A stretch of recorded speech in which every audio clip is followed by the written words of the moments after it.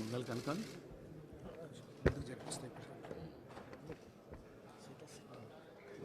కొద్దిగా పొడుగానే ఉన్నది.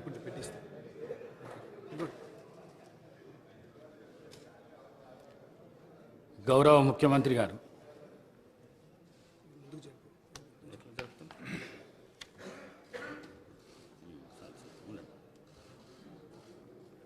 మూడవ తెలంగాణ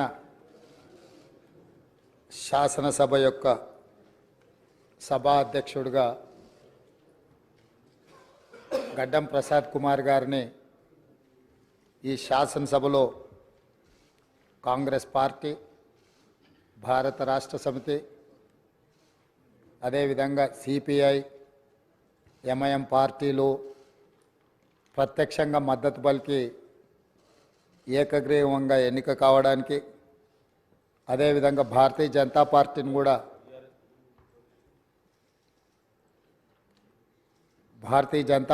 కూడా సంప్రదించడం జరిగింది. వారు కూడా పరోక్షంగా ఈ ఎన్నిక ఏకగ్రీవం కావడానికి సహకరించారు. సభాపక్ష నాయకుడిగా మా సభ్యులకు, భారత రాష్ట్ర సమితి అధ్యక్షుడు మరియు శాసనసభ్యులకు, ఎంఐఎం అసదుద్దీన్ ఓవైసీ గారికి, అక్బరుద్దీన్ ఓవైసీ గారికి, సిపిఐ పార్టీ నాయకులకు అందరికీ, ఆ పార్టీ అధ్యక్షులకు, శాసనసభ్యులందరికీ కూడా ఈ సభాపక్షాన మనస్ఫూర్తిగా వారికి ధన్యవాదాలు తెలియజేస్తున్నాను. ఈ సభ ఒక మంచి సాంప్రదాయానికి మొదటి రోజే మనమందరము ఒక మంచి సాంప్రదాయాన్ని ముందుకు తీసుకెళ్ళడానికి అందరూ సహకరించడం, ఈ సాంప్రదాయం భవిష్యత్తులో కూడా కొనసాగాలి. ఈ మంచి సాంప్రదాయము సభ సమన్వయంతో, అందరి సహకారంతో ఈ సమావేశాలను మనం నిర్వహించుకుంటే తెలంగాణ ప్రజల యొక్క ఆకాంక్షను, తెలంగాణ ప్రజల యొక్క ఆలోచనను ఈ సభ ద్వారా పరిష్కరించడానికి అవకాశం ఉంటుంది. అదేవిధంగా గడ్డం ప్రసాద్ కుమార్ గారు నా సొంత జిల్లా, నేను ఎక్కడి నుంచి అయితే శాసనసభ్యుడిగా ప్రాతినిధ్యం వహిస్తున్నానో ఆ ప్రాంతం వాడు. వికారాబాద్కి చరిత్రలోనే గొప్ప పేరుంది. నిజాం సర్కారు ఉన్నప్పుడు చాలా రుగ్మతలు ఉన్న వాళ్ళకి వైద్య సహాయం అందాల్సిన వివిధ రకాల ఇబ్బందులు ఉన్న వాళ్ళందరినీ కూడా వికారాబాద్ గుట్ట మీద వైద్యం చేస్తే అందరికీ ఆ రుగ్మతలు తగ్గి సమస్యలు పరిష్కారం అవుతాయని తెలుసు. ఇప్పటికి కూడా అక్కడి వాతావరణం, అక్కడి గాలి, అక్కడి నేల ఒక మంచి వైద్యానికి ఉపయోగపడే ప్రాంతం. ఆ ప్రాంతం నుంచి వచ్చిన గడ్డం ప్రసాద్ కుమార్ గారు మన 3వ శాసనసభకు స్పీకర్గా ఎన్నిక కావడం ద్వారా సమాజంలో ఉన్న ఎన్నో రుగ్మతలను, సమస్యల్ని ఈ సభలో వారి నాయకత్వాన చర్చ జరిగి పరిష్కారం అవుతుందని చెప్పి నేను స్పష్టంగా భావిస్తున్నాను, ఆశిస్తున్నాను. అదేవిధంగా వారు అతి సామాన్యమైన కుటుంబం. వెనుకబడి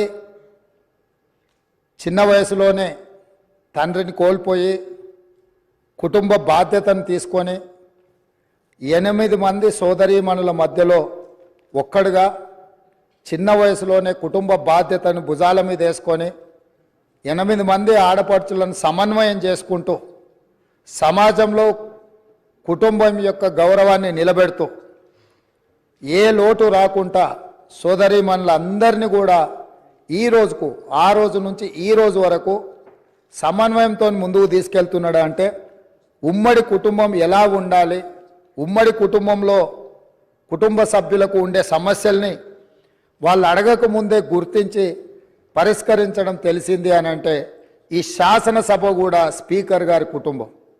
మనందరం కూడా వారి కుటుంబంలో సభ్యులం. అది ప్రతిపక్షము, పాలకపక్షము, విపక్షము అనే విభేదాలు లేకుండా సభ్యులు అంటే ఈ సభ యొక్క సభ్యులు. ఆ సభ్యులు లేవనెత్తే అంశాలను, వారు లేవనెత్తిన అంశాలలో ఉన్న లోతును దృష్టిలో పెట్టుకొని తప్పకుండా స్పీకర్ గారు ఆ సమస్యలకు పరిష్కారం చూపిస్తారు. ఒక కుటుంబాన్ని, ఉమ్మడి కుటుంబాన్ని నడిపించడం, సమన్వయం చేయడం, సమాజంలో ఆ కుటుంబం యొక్క గౌరవాన్ని నిలబెట్టడం తెలిసిన వ్యక్తులు ఈ సభకు సభాధ్యక్షుడు అయిందంటే మన అందరి యొక్క హక్కులను తప్పకుండా వారు కాపాడతారు. అదేవిధంగా వారు రాజకీయ ప్రస్థానం స్థానిక సంస్థలు ఒక ఎంపీటీసీగా వారి రాజకీయ ప్రస్థానం మొదలయ్యి అక్కడి నుంచి వారు ఎంపీపీ అవ్వడం, 2008 ఉప ఎన్నికలలో శాసనసభ్యుడిగా ఎన్నికవ్వడం, 2009లో తిరిగి వారు శాసనసభ్యుడిగా ఎన్నికవ్వడం, తర్వాత వారు మంత్రిగా సేవలు అందించడం, హ్యాండ్లూమ్ వీవర్స్కి వాళ్ళకున్న లోన్లు కానీ లేకపోతే వాళ్ళ సమస్యలను పరిష్కరించడంలో క్రియాశీలక పాత్ర పోషించడము, వారు మంత్రిగా ఉన్నప్పుడు వికారాబాదును శాటిలైట్ టౌన్గా గుర్తించి కీర్తిశేషులు పెద్దలు జైపాల్ రెడ్డి గారు అర్బన్ డెవలప్మెంట్ మినిస్టర్గా ఉన్నప్పుడు ఢిల్లీకి వెళ్ళి వారితో మాట్లాడి వికారాబాద్ పట్టణాన్ని శాటిలైట్ టౌన్గా గుర్తించి 2200 కోట్ల రూపాయలు మంజూరు చేయించి అక్కడ అభివృద్ధి కార్యక్రమాలను ముందుకు తీసుకెళ్ళి ఆ రోజు వారు అక్కడి ప్రజల యొక్క సేవలో వారు ముందున్నారు. అదేవిధంగా అక్కడ మెడికల్ కాలేజ్ కావాలని వారే ఆ రోజు ఆ ప్రతిపాదన తీసుకొచ్చి ఈరోజు మెడికల్ కాలేజ్ మంజూరు అయింది. ఇంకా స్టాఫ్ ఇతర అంశాలు కూడా కొన్ని ఉన్నాయి. వారే అక్కడి నుంచి ఆదేశాలు ఇచ్చి తప్పకుండా ఆ సమస్యను పరిష్కరించడమే కాకుండా అప్పా జంక్షన్ నుంచి వికారాబాద్ మన్నగూడ చౌరస్తా వరకు రోడ్ వైడనింగ్ విషయంలో కానీ వీట్లల్లో కూడా వారు ప్రత్యేకమైన చొరవ చూపించి ప్రాంతం యొక్క అభివృద్ధిని వారు ఎప్పుడూ మర్చిపోకుండా వారు ఎన్నికలలో గెలిచిన ఒకవేళ ఫలితాలు వారికి అనుకూలంగా రాకపోయినా వారెప్పుడు కూడా ప్రజలకు దూరంగా ఉండలేదు.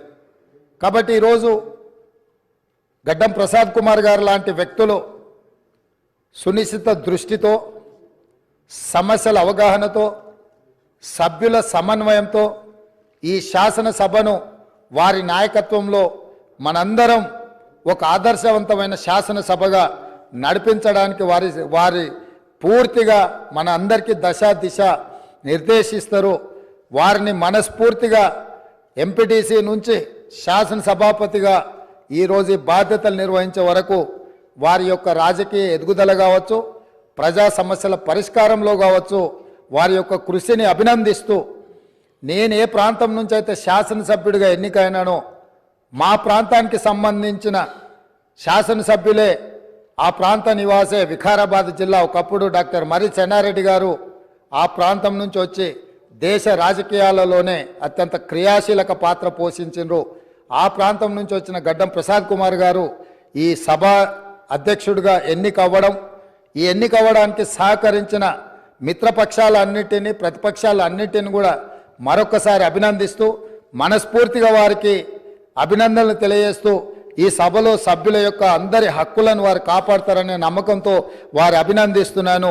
వారి నాయకత్వంలో మేమందరం కూడా